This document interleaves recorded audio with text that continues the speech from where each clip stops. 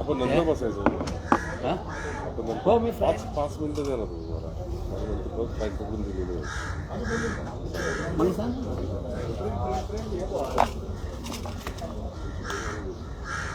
Hello hello hello hello hello Vadar किती आहे?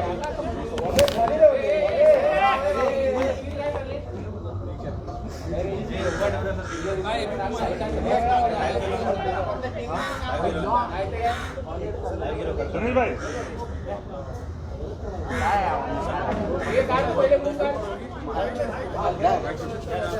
अभी उधर से रोकना कि इसको आने मत दो. अरे तुम्हारा कहाँ है डंडा है कि नहीं? हाँ हाँ जरा कंफर्टेबल बैठता हूँ ना.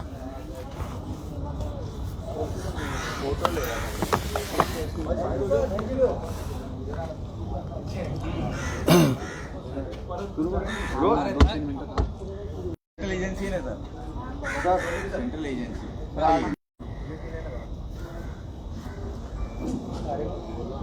रोल कितीला हेडलाईन आहे टोर तुमच्या पण 9/5 2 3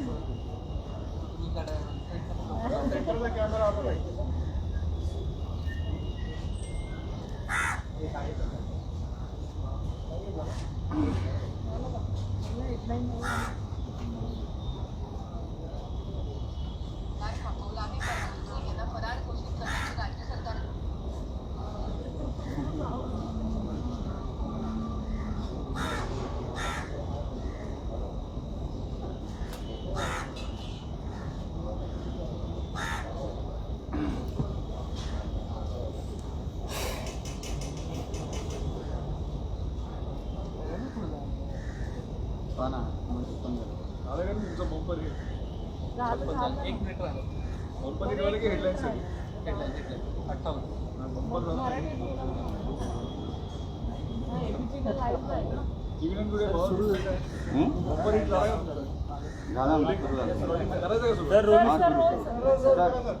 कल आप लोगों से संवाद साधते समय जो एक एनसीबी के अधिकारी का पत्र मुझे प्राप्त हुआ था,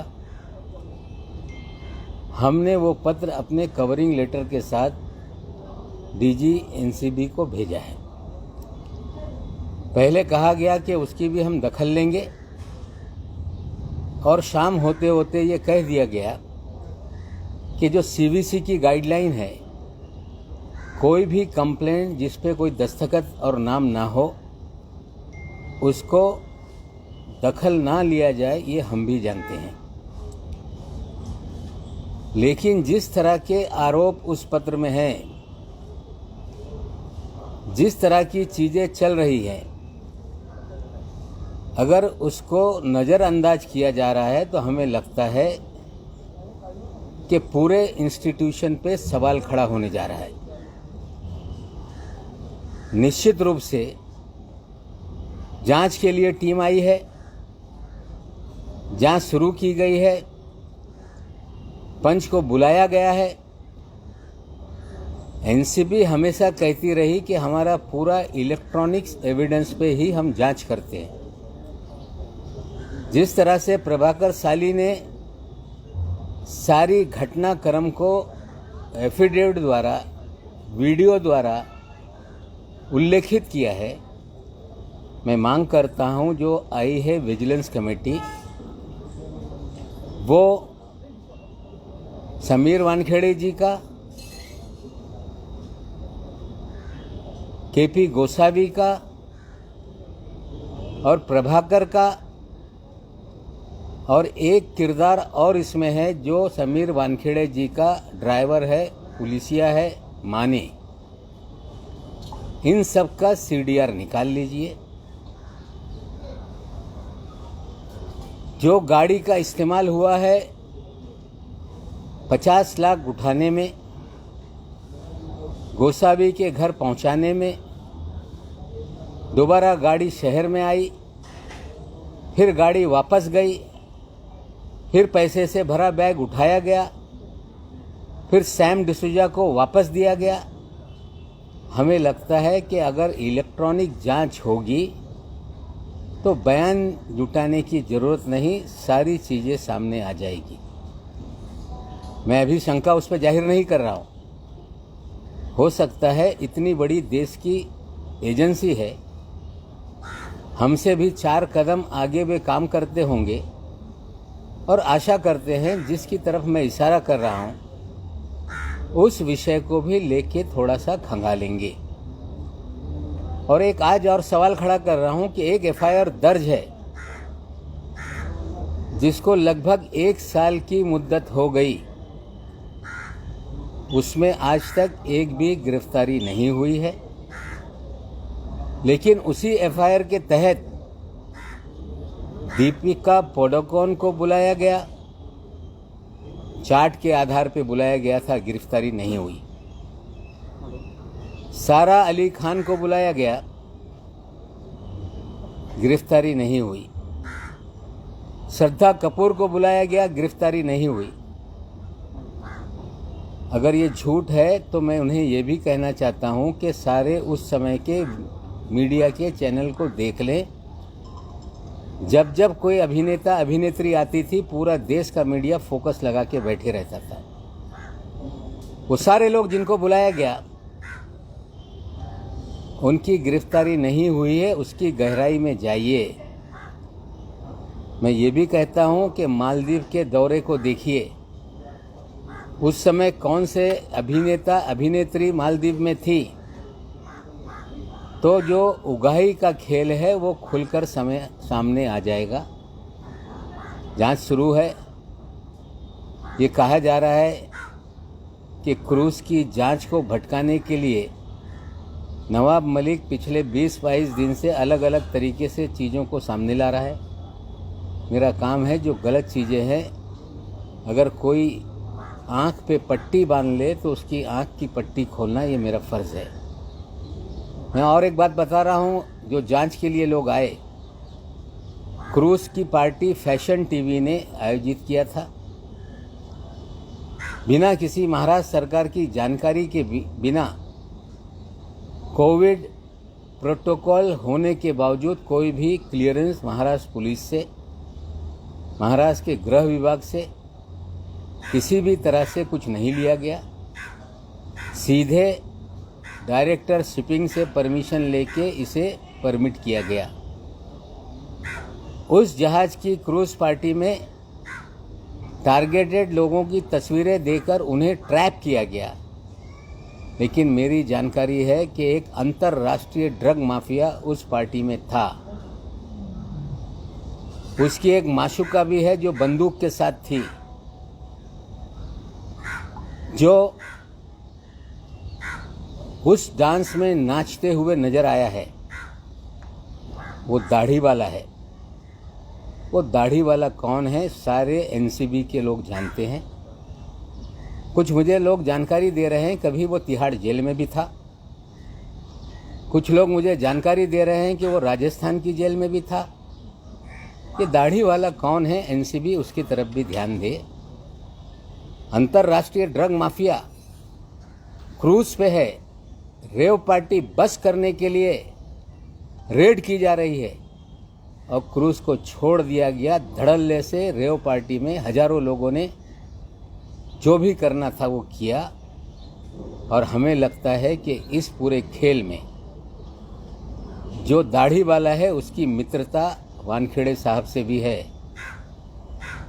कुछ अधिकारी मुझे बता रहे हैं कि गोवा में भी उनका बहुत बड़ा रैकेट चलता है। लेकिन जब छापेमारी की बात आती है, वानखेड़े साहब उस छापेमारी से भाग लेते रहे।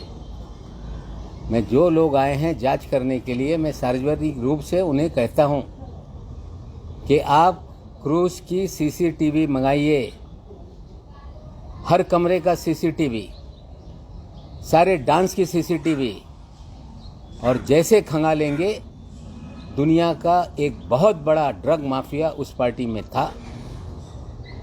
उन्हीं लोगों ने ये पार्टी आयोजित की थी। खेल तो हो गया, लेकिन खेल का खिलाड़ी दाढ़ी लिए हुए क्यों घूम रहा है, इसका जवाब एनसीबी को देना पड़ेगा। ये सारी चीज़ें हैं जो मैं बोल रहा हूँ, आने वाले दिनों में उसको आप लोगों के सामने रखूंगा, लेकिन मैं क्लू दे रहा हूं, जो लोग दिल्ली से इतनी बड़ी कॉम्पिटेंट एजेंसी है जांच के लिए आए हैं, इसकी तरफ भी ध्यान देने का काम करें। पिछले कई दिनों से जब मैं फर्जीवाड़े की बात करता रहा, मैंने एक आम सभा में भाषण कर दिया कि इनकी नौकरी 6 महीने में जाएगी और ये जेल जाएंगे। मैंने कोई पुलिसिया तंत्र का इस्तेमाल करके ये बात नहीं कही थी। जो समीर दाऊद वानखेड़े जी का फर्जीवाड़ा जीवन का है, उन्होंने, मैंने ये भी कभी सवाल नहीं खड़ा किया कि किसका धर्म क्या है, कौन किस धर्म का है। मेरा सवाल इतना ही है कि समीर दाऊद वानखेड़े ने फर्जी दस्तावेज के आधार पर शेड्यूल कास्ट का सर्टिफिकेट बनवाया और उस सर्टिफिकेट के आधार पर कंपटीशन में बैठे, IRS का पद हासिल किया और देश में एक होनहार दलित शायद किसी गांव में गरीबी में पढ़कर आगे जाना चाहता होगा या किसी शहर में झोपड़ी में रहकर उसने तैयारी की होगी, ऐसे एक होनहार दलित का अधिकार छीना गया। ये विषय हमारा ये है। हम कोई धर्म की चर्चा नहीं करते रहे। हम जो फर्जीवाड़ा समीर वानखेड़े का है, फर्जी तरीके से सर्टिफिकेट ली गई और उसके आधार पर नौकरी ली गई, ये मुद्दों को हम उठाते रहे। जब मैंने पहला बर्थ सर्टिफिकेट डाला तो सब लोग टूट पड़े कि ये फर्जी है। फर्जी है तो असली कहाँ है, उनके परिवार के लोगों को बताना पड़ेगा। आज मैंने अपने ट्विटर पे एक बहुत सुंदर जोड़ी का एक फ़ोटो डाला है, जो 7 दिसंबर 2006 के दिन लोखंडवाला कॉम्प्लेक्स में जो शादी रचाई गई, निकाह हुआ, उस निकाह नामे को भी उसमें हमने डाला है। 2 बॉक्स उसमें ब्लैंक कर दिए गए हैं, जिसमें लड़की के पिताजी का नाम है, उनके चाचा जी का नाम है। वो ब्लैंक एड्रेस इसलिए रखा गया है कि उनको बड़े पैमाने पे धमकाया जा रहा है। उनके साथ भी बहुत कुछ चीज़ें हो रही हैं, इसलिए हमने वो 2 चीज़ें ब्लैंक रखी है। और ये भी कह देता हूँ कि कल तक जो बर्थ सर्टिफिकेट पे उंगली उठा रहे थे, वो टेम्पर्ड सर्टिफिकेट है। वो महानगर पालिका के रिकॉर्ड का हिस्सा है। ऑनलाइन सबकी बर्थ सर्टिफिकेट नज़र आती है, समीर दाऊद वानखेड़े की सर्टिफिकेट नज़र नहीं आती। हमने वो रजिस्टर में 1.5 महीने तक खोज करने के बाद स्कैन करके कंप्यूटर में है, वहाँ से हमने स्नैपशॉट निकाला है। जिम्मेदारी से कह रहा हूँ कि ये जो कागजात हमने डाले वो असली हैं, सरकारी ऑफिस का दस्तावेज है। उसमें गौर से देखा जाए तो टेम्पर करके 20 साल के बाद उसमें एक सर्कल लगा के स्टार बनाया गया और अलग से 20 साल के बाद जो नाम का खेल है उसके अंदर भी खेला गया। आज जो निकाहनामा मैंने दिया है उसमें मस्जिद का, मदरसा है, उसका एड्रेस है और ये सारे तस्वीर हमने रखी है। जो कल तक कह रहे थे कि हम जीवन भर हिंदू रहे, हम हिंदू मुसलमान का सवाल नहीं उठाते। इस देश में फिर मैं बता दूं कि इस देश का संविधान कानून ये कहता है कि कोई व्यक्ति धर्मांतर कर ले तो उसे शेड्यूल कास्ट का लाभ नहीं मिल सकता। विशेषकर मुस्लिम और क्रिश्चियनिटी धर्म का ये सवाल है। अगर लोगों को लगता है कि ये गलत है तो मोदी जी हैं, देश का संविधान बदल दें कि अगर कोई दलित इस्लाम या क्रिश्चियनिटी में शामिल हो जाएगा तो उसे लाभ मिलेगा। अगर यही तरीका है तो मैं भी कल दावा करूंगा कि मेरे पुरखे या मेरे जैसे इस देश में रहने वाले करोड़ों लोग, जो संघ परिवार ये दावा करता रहा, मोहन भागवत जी ये कहते रहे कि सबके पुरखे एक हैं। हाँ, हमारे पुरखे इस देश में शूद्र थे। अगर हम फिर क्लेम कर दें कि हम भी शेड्यूल कास्ट हैं तो क्या इस देश के 15 करोड़ मुसलमानों को ये लाभ मिलेगा? सवाल ये है। फर्जीवाड़ा करके एक गरीब के अधिकारों का हनन किया गया, फर्जी तरीके से नौकरी हासिल की गई। निश्चित रूप से सारे दस्तावेज जुटाए गए हैं। दलित संगठन मेरे पास आ रहे हैं, चीज़ें मांग रहे हैं, हम उनको देंगे। और जो जात प्रताड़नी समिति कहा जाता है, इंग्लिश में स्क्रूटनी कमेटी है, वैलिडिटी कमेटी, उसमें ये कंप्लेंट दर्ज होगी। बाकायदा वानखेड़े साहब को भी नोटिस जाएगी, कंप्लेंट करने वालों को भी सुना जाएगा, सरकारी कार्यालय के दस्तावेज खंगाले जाएंगे और हमें उम्मीद है कि ये फर्जी दाखला साबित होगा और उसके आधार पर निश्चित रूप से जो कानून में प्रावधान है उनकी नौकरी जाएगी। उसी कानून में लिखा है कि इस तरह से फर्जी कोई दस्तावेज के आधार पर अगर कोई सर्टिफिकेट बना लेता है तो उसे 2 साल से 7 साल की सज़ा का प्रावधान उस कानून में है। आप कह रहे हैं कि बहुत से लोग आपको अप्रोच हो रहे हैं कास्ट सर्टिफिकेट को लेकर, लेकिन आप पे बार बार यही इल्ज़ाम लगाया जा रहा है कि नवाब मलिक हिंदू मुस्लिम कर रहे हैं और कहीं ना कहीं बदनाम करने की कोशिश कर रहे हैं। नहीं, देखिए, मैं दस्तावेज के आधार पे कह रहा हूँ, अगर वो जिस भी धर्म में हो, राइट टू रिलीजन ये फंडामेंटल राइट है। हर व्यक्ति अपने तरीके से किसी भी धर्म को स्वीकार सकता है, जब चाहे धर्म बदल सकता है। हर दिन नया धर्म बदल ले, उस पर मेरी आपत्ति नहीं है।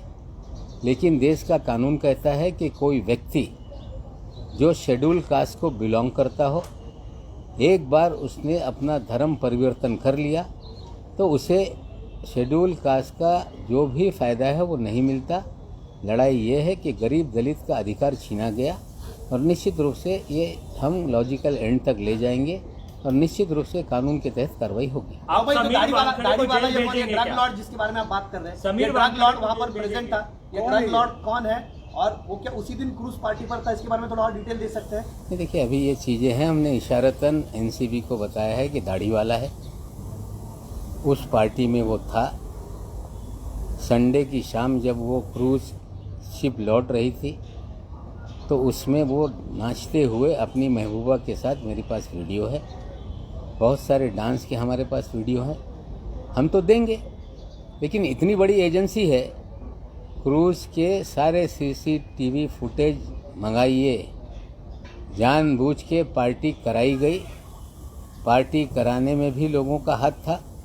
ड्रग माफियाओं पे हाथ ना लगा के कुछ लोगों को फ्रेम किया गया पब्लिसिटी के लिए, ये बात सच है।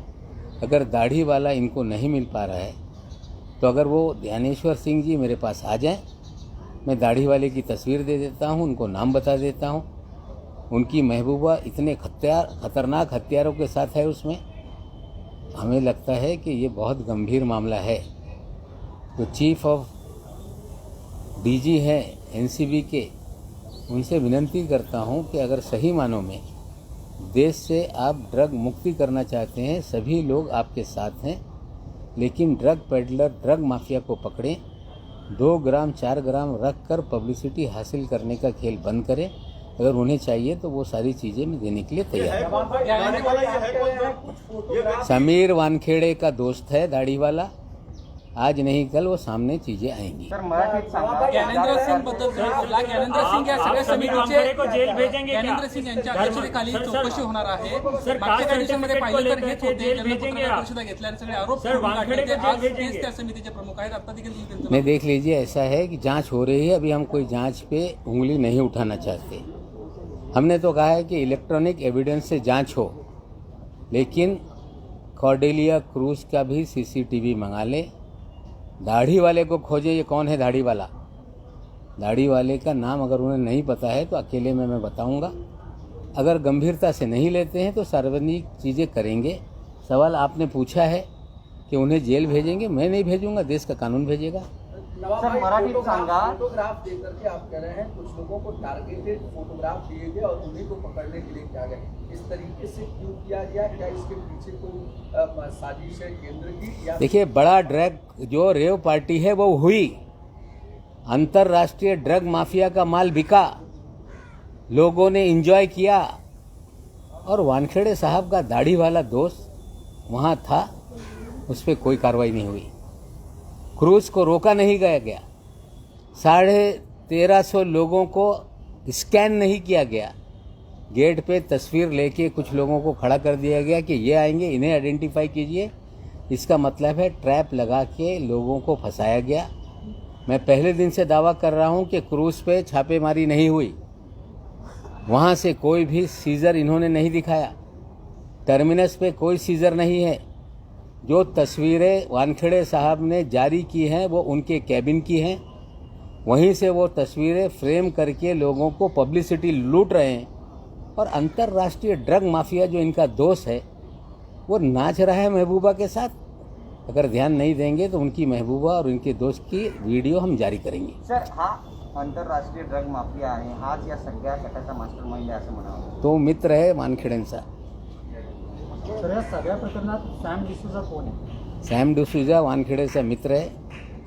त्यांनी सांगावा की हे सॅम डिसूजा कोण. आणि प्रकरणामध्ये माझ्याकडे एक अधिकाऱ्यांनी नाव न लिहिता एक पत्र पाठवला होता, ज्या पत्रामध्ये 26 बोगस केसेसचा उल्लेख होता आणि वानखेडे यांच्या नक्सेस कुठल्या पद्धतीने चालते हे सगळी माहिती त्याच्यात होती. मी कालच जाहीर केला होता की हा पत्र मी DG NCBला पाठवणार आहे. सकाळी बातमी आली की त्या पत्र त्यांना पोचलेलं आहे, त्याची ते दखल घेणार आहे. आणि संध्याकाळी सांगण्यात आला की हे CVCच्या जे गाईडलाईन आहे त्या गाईडलाईनच्या आधारावर याची आम्ही दखल घेणार नाही. हे पण मला पण माहिती आहे दखल घेता येत नाही, पण शंका निर्माण झाली. एक शंका निर्माण झाली तर साधारण नागरिकच्या तुम्ही झडती घेताय, तलाशी घेताय. या पत्रामध्ये प्रश्न निर्माण झाल्यानंतर त्याची चौकशी करणं हे गरजेचं आहे. माझं एकच म्हणणं आहे की आता CVCची ह्या ज्या गाईडलाईन आहे त्याचा आधार घेऊन त्याला दुर्लक्षित करू नये. ज्या पद्धतीने प्रभाकर साईल याच्या ॲफिडेव्हिटच्या आधारावर काही इन्क्वायरीसाठी दिल्लीहून लोक आलेली आहे, त्यांना संबंध देऊन बोलवण्यात आलेलं आहे. निश्चित रूपाने त्याचा ते जाब देईल, पण ॲफिडेव्हिटमध्ये जे सगळे पुरावे किंवा घटनाक्रम हे सगळा उल्लेख करण्यात आलेला आहे. NCB नेहमी दावा करते की इलेक्ट्रॉनिक पद्धतीने आम्ही हे तपास करतोय. मग तुम्ही या सर्वांचे समीर वानखेडे, KP गोसावी, साली व इतर जी नावं आहे त्या सगळ्यांचे CDR काढा, CCTV फुटेज काढा. याच्यात एक गाडीमध्ये 50 लाख रुपये उचलून घेऊन गेले असा पण उल्लेख आहे. गोसावीच्या नवी मुंबईच्या घरात हे डिलिव्हरी करण्यात आला. पुन्हा त्याला बोलून पैसे परत देण्यासाठी गाडी पुन्हा गेली, परत पैसे घेऊन ट्रायडनच्या समोर गेली. तिथे सॅम डिसूजाच्या नावाच्या एक व्यक्तीने त्याला रिसीव्ह केला. जर आपण इलेक्ट्रॉनिक पद्धतीने गेलं तर हे जे काय परिस्थिती आहे ते स्पष्टपणे समोर येईल. पण मी जे लोक मुंबईत आलेले आहे या प्रकरणाची चौकशी करण्यासाठी मी त्यांना सांगू इच्छितो की कॉर्डेलिया क्रूजवर त्या दिवशी रेव पार्टी झालेली आहे. त्या पार्टीमध्ये एक आंतरराष्ट्रीय ड्रग माफिया फॉरेन नॅशनल होता, तो दाढीवाला आहे. त्यांनी रेव पार्टी तिथे चालवली आणि जाणून बुजून त्या रेव पार्टीला परवानगी नसताना, महाराष्ट्र सरकारने कुठली परवानगी या शिपला दिली नाही, कोविड असताना काही परवानगी मागितली नाही. DG शिपिंगच्या परवानगीने हा शिप सेल झाला. वानखेडेंनी त्याच्यातले 1350 लोकांची झाडझडती गेटवर त्यांना का डिटेन करण्यात आला. आणि तो आंतरराष्ट्रीय ड्रग माफिया त्यांची जे मैत्रीण आहे त्यांच्यासोबत 2 दिवस तिकडे होता, डान्स करत होता. माझ्याकडे हे त्यांचे सगळे व्हिडिओ आहे. तो दाढीवाला तिहाड जेलमध्ये पण होता.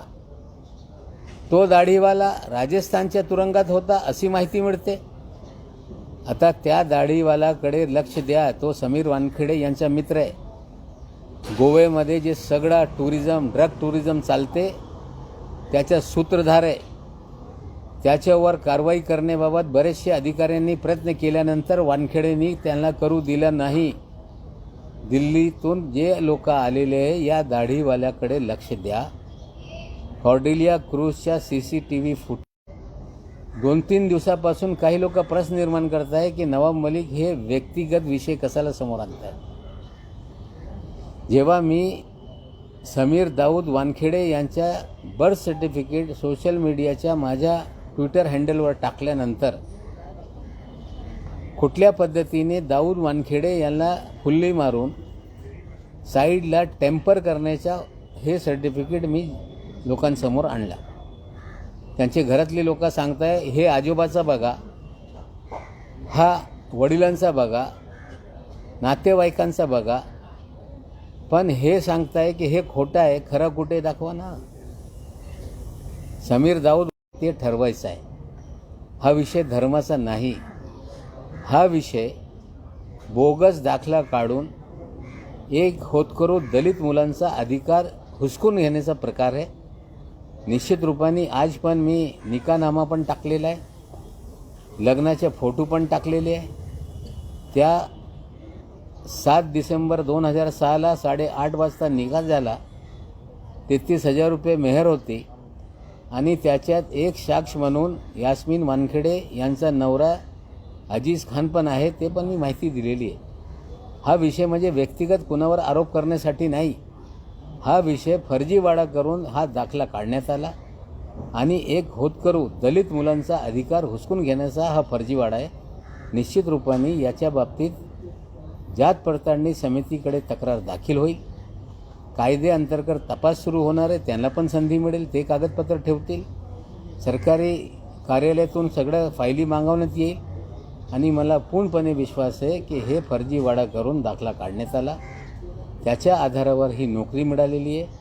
आणि हे जेव्हा जात पडताळणी सगळे तपास करतील, हा दाखला हा चुकीचा आहे आणि एकदा तो दाखला रद्द झाला मग व्यक्तीची नोकरी पण जाते आणि मला विश्वास आहे दाखला रद्द होईल, नोकरी जाईल. आणि त्या कायद्यामध्ये तरतूद आहे 2 वर्षापासून 7 वर्षापर्यंत तुरुंगवासाची शिक्षा पण कायद्यामध्ये तरतूद होऊ शकते. याचा पाठपुरावा लोक करणार आहे. समीर वानखेडेने आता असं म्हटलंय की सॅम डिसोजा माझा मित्र नाही, मी त्यांना ओळखत नाही असं म्हटलंय समीर वानखेडे. आणि सॅम डिसोजा त्यांचा मित्र नाही, तो KP गोसावीचा मित्र आहे. KP गोसावी यांच्या जवळचा माणूस आहे. KP गोसावीच्या माध्यमातून त्यांची मित्रता असेल.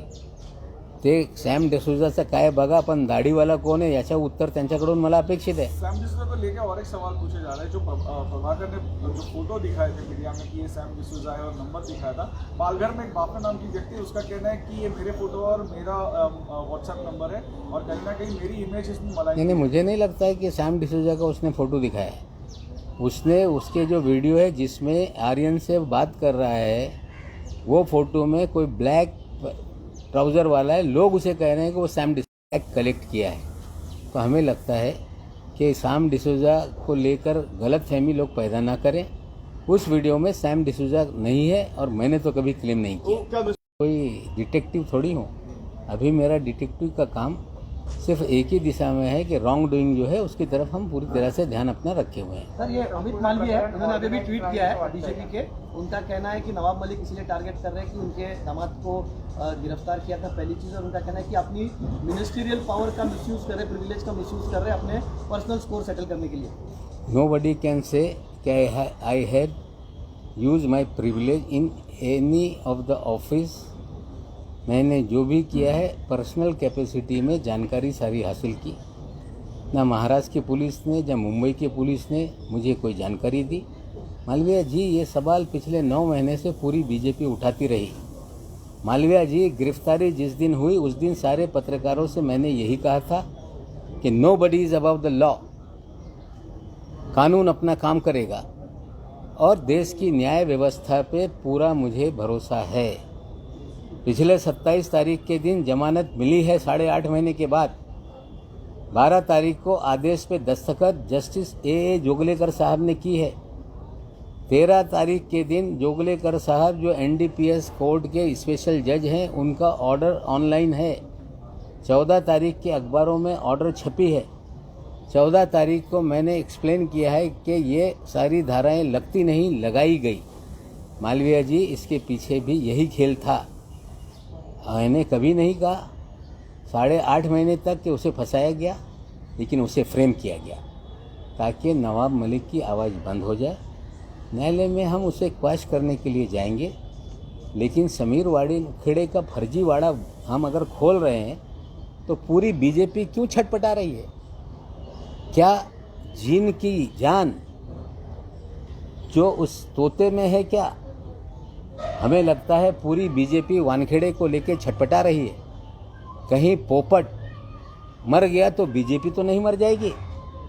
हजारों करोड़ की वसूली में हिस्सेदारी है क्या मालवीय जी? आपको बताना पड़ेगा कि ये हिस्सेदारी कहां से कहां तक चल रही थी। तोता अगर पिंजरे में है, फड़फड़ा रहा है, तो पूरी बीजेपी क्यों फड़फड़ा रही है, इसका जवाब बीजेपी को देना होगा। Thank you. सर एक सेकंड।